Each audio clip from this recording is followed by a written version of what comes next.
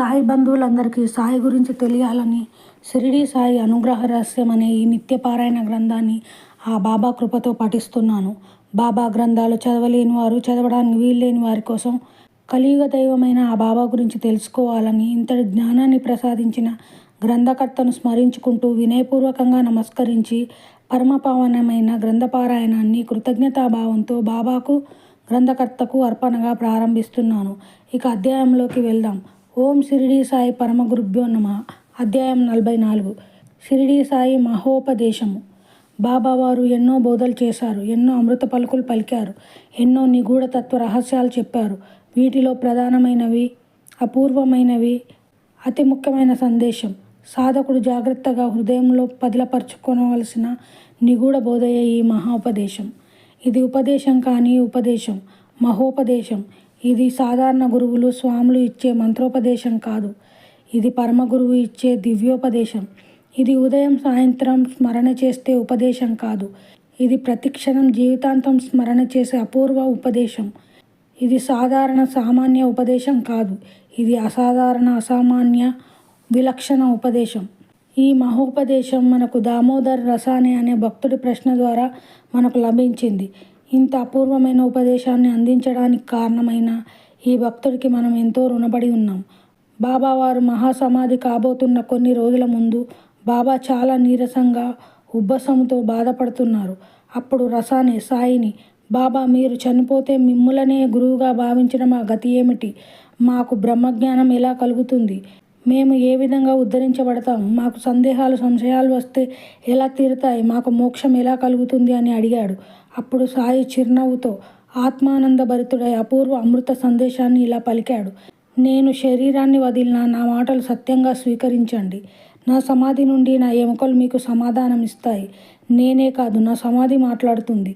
నా సమాధికి సంపూర్ణ శరణాగతి చేసిన వారి కోరికలు తీరుతాయి. నేనిక మీతో ఉండనని చింతించకండి. మీ సమస్యలకు నా ఎముకలే పరిష్కారం చెబుతాయి.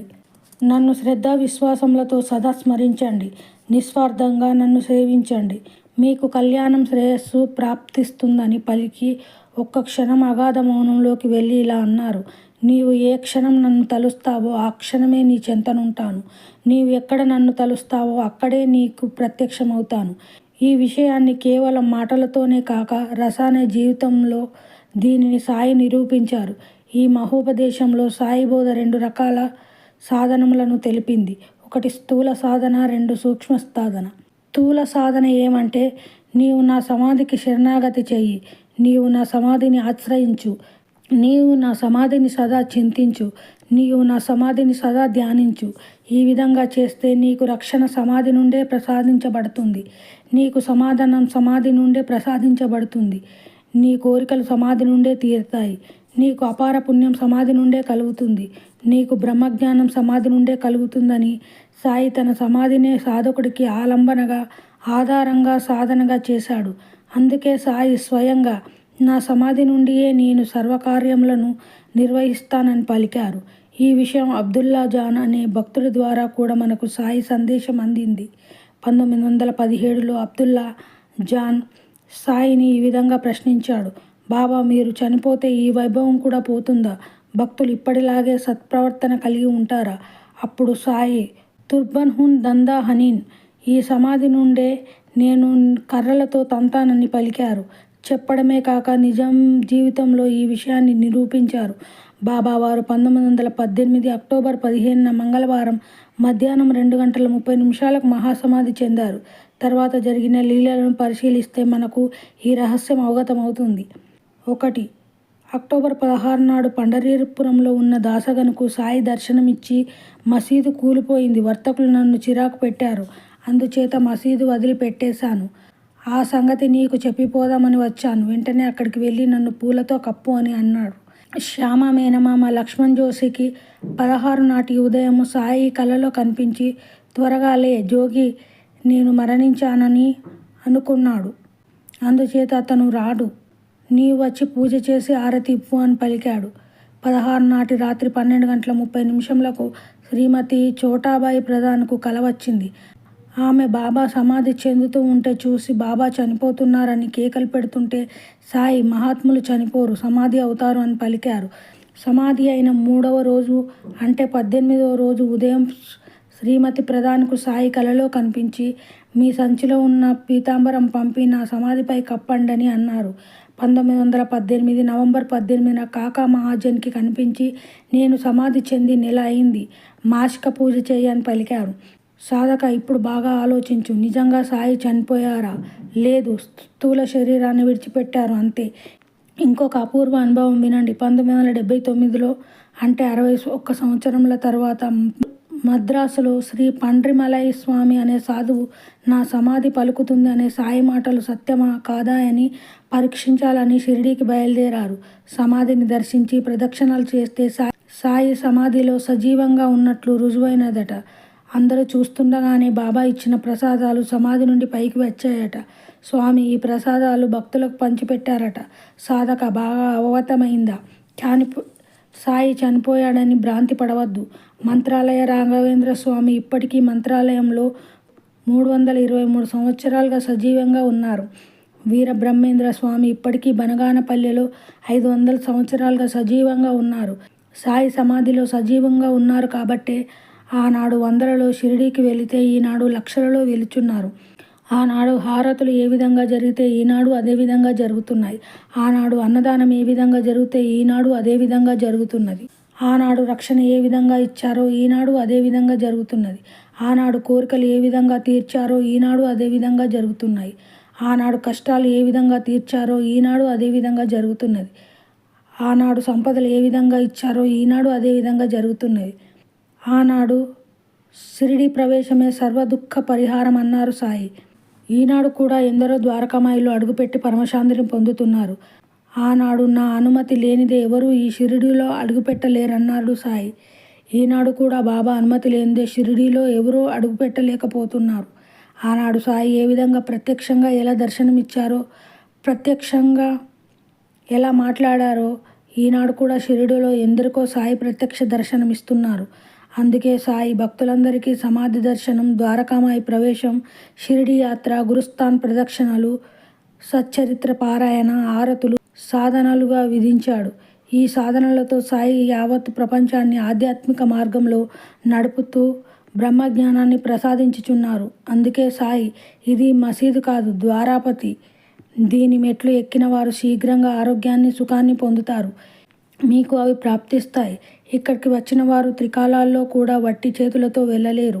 వారికి సుఖశాంతులు లభిస్తాయి. ఈ మసీదు మెట్లు ఎక్కిన వారికి వారి మనోరథాలు నెరవేరుతాయి. ఈ నిజం తెలుసుకోండని 60 సంవత్సరాలు జీవించి పావనం చేసిన ద్వారకామాయి యొక్క ప్రభావం ఏమిటో తెలిపారు. కాబట్టి ప్రస్తుతం షిరిడీని మించిన పవిత్ర క్షేత్రం, షిరిడీని మించిన పుణ్యక్షేత్రం ఎక్కడా లేదు. అందుకే సాయి నా సమాధి మాట్లాడుతుంది, నా మట్టి సమాధానం చెబుతుంది, నా నామం పలుకుతుందని దీక్షిత్తో తెలిపారు. ఈ నిగూఢ రహస్యం తెలియక చాలామంది భక్తులు సాయి చనిపోయి చాలా కాలమైందని, అలాంటి వాడు మన సందేహాలు ఎలా తీరుస్తాడని, మనకు రక్షణ ఎలా ఇస్తాడని భావిస్తూ ఉంటారు. యోగులని, స్వాములని ప్రపంచమంతా తిరుగుతుంటారు. ఇది వారి అవివేకము, అజ్ఞానం. సూక్ష్మ సాధన. నీవు ఏ క్షణం తలిస్తే ఆ క్షణమే నీ చెంతనుంటాను. నీవు ఎక్కడ తలిస్తే అక్కడ నీకు ప్రత్యక్షమవుతాను అన్నారు సాయి. సాయి ఒక కాలానికి, ఒక ప్రదేశానికి పరిమితమైన వాడు కాదు. గాలి వలె అంతటా నిండి ఉన్నవాడు. నీ భావం కదలడానికి ఆధారమైన చైతన్యమే సాయి. సాయి కేంద్రం ఎక్కడో లేదు, అది నీ హృదయమే. సాయి బయట ఉన్నాడనేది నీ పెద్ద మాయ. అందులో షిరిడీలో మాత్రమే ఉన్నాడనేది ఇంకా పెద్ద మాయ. సాయి షిరిడీ సమాధిలో ఎంత సజీవంగా ఉన్నాడో అంత సజీవంగా నీలోనూ ఉన్నాడు, అంతటా ఉన్నాడు. నీవు మనస్ఫూర్తిగా ప్రేమ నిండిన హృదయంతో పిలిస్తే చాలు, తక్షణమే నీవు సాయిని దర్శిస్తావు. లేదా సుగంధ వాసనలు నీవు క్షణాల్లో చవి చూస్తావు. అందుకే సాయి మీలో ఎవరైనా సరే, ఎక్కడ ఉన్నా సరే, ఎప్పుడు నన్ను స్మరించినా సరే, నా ముందు భక్తితో చేతులు చాస్తే చాలు, నేను వెంటనే మీ చెంతన ఉంటాను. రాత్రింబవళ్ళు ఎప్పుడైనా సరే మీ విశ్వాసాన్ని పెంచుతాను అని తెలిపారు. కాబట్టి సాధక, నీ జీవితాంతం 2 రకాలుగా సాధన చేయి. నిరంతరం షిరిడీ గురించి, షిరిడీలోని సమాధి గురించి, గురుస్థాన్, ద్వారకామాయి, చావడి, లెండి తోట, ఖండోబా ఆలయం, తాత్యా ఇల్లు, శ్యామ ఇల్లు, లక్ష్మీబాయి ఇల్లు, మహల్సాపతి ఇల్లు, ఈ విధంగా చింతిస్తూ ధ్యానిస్తూ ఉండు. నీకు వీలైనప్పుడల్లా షిరిడీని దర్శిస్తూ ఉండు. పారాయణాలు చేస్తూ ఉండు, హారతులు ఇస్తూ ఉండు, సాయి పూజ చేస్తూ ఉండు. ఈ విధంగా చేస్తే నీ స్థూల సాధన చేసిన వాడవవుతావు. ఈ విధంగా చేస్తే నీవు సాయి చెప్పిన సూక్ష్మ సాధన ఫలం నీకు అనుభవం అవుతుంది. సూక్ష్మ సాధన ఫలం ఏమిటో, సూక్ష్మంగా సాయి చేసేది ఏమిటో ఉపాసనీ బాబా జీవితాన్ని పరిశీలిస్తే చక్కగా అవగతమవుతుంది. ఉపాసనీ బాబా సదాచార సంపన్నుడైన బ్రాహ్మణుడు. సాయి ముస్లిం అన్న భావం వలన సాయిపై పరిపూర్ణ గురుభక్తి కలగదు. కానీ ఎవరూ బాగు చేయలేని అసాధ్యమైన తన రోగాన్ని సాయి క్షణాలలో బాగు చేయడం వలన సాయి సాక్షాత్ భగవంతుడని గ్రహించి సాయిపై అనన్యమైన విశ్వాసం, గురుభక్తి ఏర్పడతాయి. సిద్ధత్వాన్ని సాధించాలనే పవిత్ర సంకల్పంతో ఒకరోజు మసీదుకు వచ్చి, బాబా నేను సిద్ధుడని కావాలంటే నన్ను ఏమి చేయమంటారని అడుగుతాడు. 4 సంవత్సరాలు ఖండోబా ఆలయంలో ఉండు, నీకు మేలు జరుగుతుంది. సహనంతో ఉంటే నా అంతటి వాడవవుతావని పలికారు. అప్పుడు నన్ను ప్రాణాయామం చేయమంటారా అంటాడు ఉపాసని. వద్దని సాయి తల ఊపుతాడు. సచ్చరిత్రలు గ్రంథాలు అధ్యయనం చేయమంటారా అంటాడు ఉపాసని. వద్దని సాయి తల ఊపుతాడు. పోనీ ధ్యానం చేయమంటారా అంటాడు ఉపాసని. వద్దని సాయి తల ఊపుతాడు. మరి నేను ఏం చేయాలి? సూటిగా సమాధానం చెప్పడం లేదని ఉపాసని మనసులో బాధపడుతుంటే అప్పుడు సాయి నుండి కదిలిన జ్ఞానోపదేశం, బ్రహ్మోపదేశం. ఊగే మాగే అని అన్నారు, ఊరికే కూర్చో అని అర్థం. ఈ వాక్య హృదయం ఏమిటో చాలామంది గ్రహించలేకపోయారు. వాళ్ళ స్థాయికి, మనోపరిణితికి తగ్గ వ్యాఖ్యానం చేశారే కానీ సరి అయిన వివరణ ఇవ్వలేకపోయారు. ఏదో ఒక సాధన చేయమంటే చేయవచ్చు కానీ ఊరికే ఎలా కూర్చోగలం? అది సాధ్యమా అని చాలామందికి సందేహం వస్తుంది. ఇక్కడ అసలు రహస్యం ఏమంటే సాధకుడు ఏమీ చేయక కళ్ళు మూసుకుంటే చాలు గురుశక్తిపాతంతో క్షణాలను, మనసులను అంతర్ముఖం చేస్తారు. మూలాధారంలోని కుండలిని శక్తిని మేల్కొల్పి క్షణాలలో 6 చక్రాలను దాటింపజేస్తాడు. అప్పుడు క్షణాలలో మనస్సు సహస్రారంలో లయిస్తుంది. తక్షణమే సాధకుడికి ఆత్మసాక్షాత్కారం కలుగుతుంది. ప్రత్యక్ష బ్రహ్మానుభూతి కలుగుతుంది. దీనితో 3 గంటలు 3 క్షణాలలాగా ధ్యానంలో కూర్చోనగలుగుతారు. సంస్కారాన్ని, అనుగ్రహాన్ని బట్టి ఎన్నో అనుభవాలు కొల్లలుగా కలుగుతాయి. ఈ విధంగా కొన్ని నెలలు, సంవత్సరాలు నిరంతర సాధన చేస్తే సిద్ధులు కలిగి పరమసిద్ధుడు అవుతాడు. గ్రంథ విస్తరణ భీతి వలన ఎక్కువగా రాయలేదు. వివరంగా తెలుసుకోవాలనుకుంటే నేను రాసిన శక్తిపాతం, ఆత్మదర్శన, అనుభూతి గ్రంథాలు చదవండి. కాబట్టి సాధక, సాయి నీకు మామిడి పండు గురించి వర్ణించే సాధారణ గురువు కాదు. మామిడి పండును మౌనంగా తినిపించే పరమ గురువు సాయి. ఏనుగును వర్ణించే సాధారణ యోగి కాదు సాయి. ఏనుగును ప్రత్యక్షంగా చూపించే అసాధారణ యోగి సాయి. ఆత్మను గురించి ప్రవచించే సాధారణ స్వామి కాదు సాయి. ఆత్మను ప్రత్యక్షంగా అనుభూతినిచ్చే అసాధారణ స్వామి సాయి. ఈ సత్యాన్ని అవగతం చేసుకొని ఆచరించి తరించు. ఈ విధంగా ఆచరించు తరించు. పరమగురు షిరిడీ సాయి సమర్పణమస్తు.